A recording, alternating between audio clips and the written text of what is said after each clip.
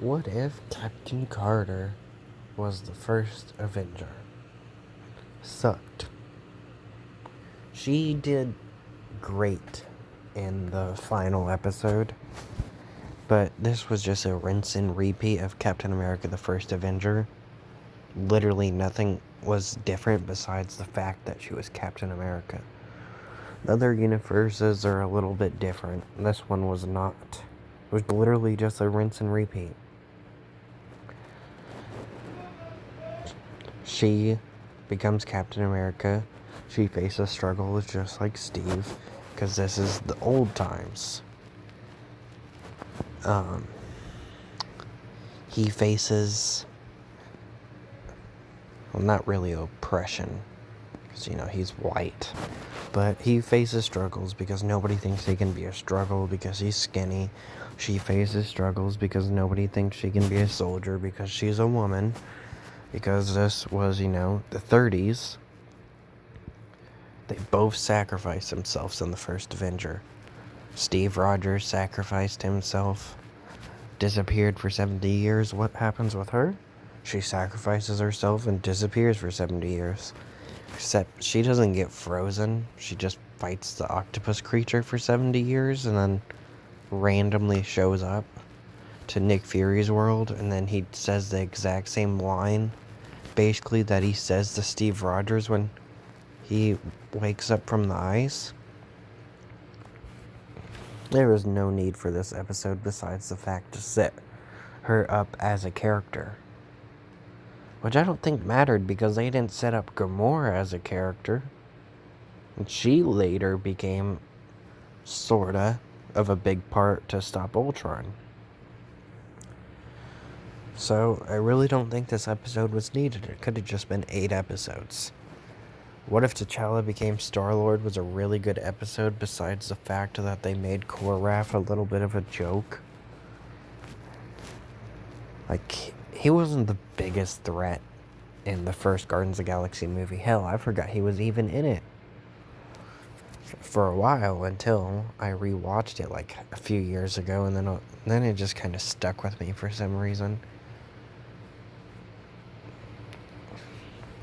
And then, what if the world lost its mightiest heroes? Fine. At first, I thought it was weird that they didn't kill Captain America, but at the same time, it made sense because they started off with Iron Man 2. Iron Man 2 came out a year before Captain America came out. And when they later showed why Captain America was in an episode, it's fine. And then they later just used this universe to put Black Widow in. Like, hey, they lost their Black Widow. Here you go. What if Doctor Strange lost his heart instead of his hands? I think this episode was fine, but the title was dumb. He literally kinda lost his mind, not his heart. They even have a line where he says, "Love can make you lose your mind." This episode's about love. So, why did they go with heart? What if zombies was cool? But, it was different. I'm surprised Kurt lasted as long as he did.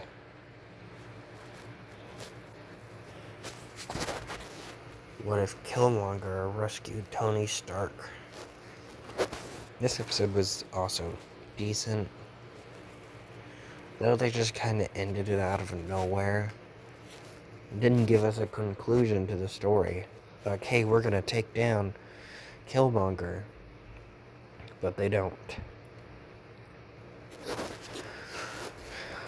And then later, their explanation, which it wasn't even really an explanation, was that when Watcher starts collecting heroes, he collects Killmonger, even though Killmonger is a villain.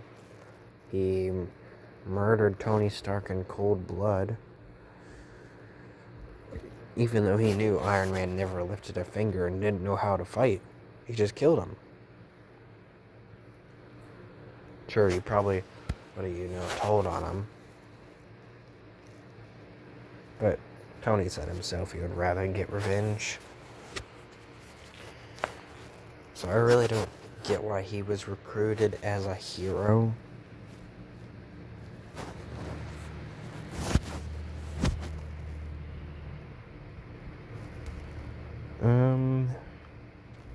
What if Thor were an only child? There's like a little bit of problems actually with this episode. In the comics, Hela is not related to Thor and Loki. So I would have had no problem with this episode if Hela wasn't related to Thor and Loki in the MCU. But she is. They established that in Thor Ragnarok. This episode's about him being an only child, but the only sibling they mention is like, hey, Loki's not his sibling in this universe. In this universe, Odin returned Loki to Laufey, and that was that. So what about Hela? Sure, he may not have discovered Hela at this point, but they still don't really explain that. He can't be an only child if Hela is somewhere around there, just, kind of existing. But, they don't explain that. I guess I forgot they even established that. Another thing I have a little bit of a problem with is I don't understand how Thor's worthy at first. Because this is the episode we get introduced to him in this. And he throws a party. He's a reckless teenager. And he destroys multiple statues on Earth. He's a bit of a jerk, too. When fighting Captain Marvel, he just knocks down a bunch of priceless statues. And he's like, oh no, did I do that? You're telling me this guy is worthy? And in this version, he's not banished to Earth. He chooses to go to Earth to party. I don't know. He just didn't really seem worthy at first. Sure, later he fights to stop Ultron from destroying all the, multiverse and stuff. But he literally tries to leave at one point because he thinks it's a prank from Loki. Because in this universe, him and Loki are friends, but they're not brothers. So I don't understand how exactly he was worthy. What if Ultron won? It's a cool episode. I'm glad they did more with Armin M. Zolo. But, not much for it. I thought it was weird that Black Widow and Hawkeye are the only survivors. Even though in Age of Ultron it's kind of a throwaway joke. But Hawkeye acts as if he shouldn't even be there. He shouldn't even be fighting Ultron and all this. And Ultron wasn't at full power. He didn't even have one Infinity Stone. This one has multiple, and they've been fighting Ultron for years. Not exactly, the one with the Infinity Stones, but still. He lost his arm. They had time to make a metal arm. I thought it was weird. Then what if the Watcher broke his oath? He breaks his oath in like the last minute of the episode. After saying he's not gonna break his oath. Because then he puts Black Widow in a universe where, their version of Black Widow is dead. So it can't really affect it, but at the same time it can.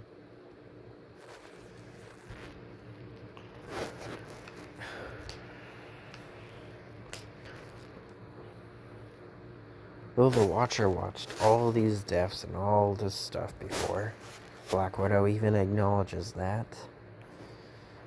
She was the only one alive left on her universe. Literally everybody is dead. So that would be pretty depressing to be alone on Earth forever.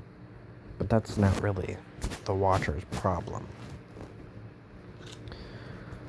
But he breaks his oath in like the last minute of the episode.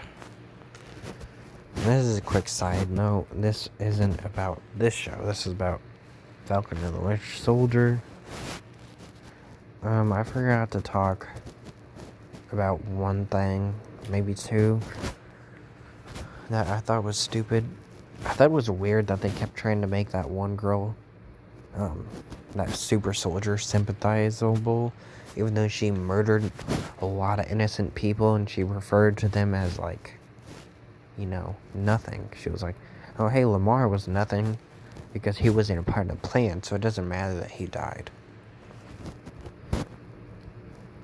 And then she bombs a building with people in it and injures 11 and kills 3. Then she starts trying to kill hostages by setting the car on fire while they're in it. But they try and make you sympathize with her.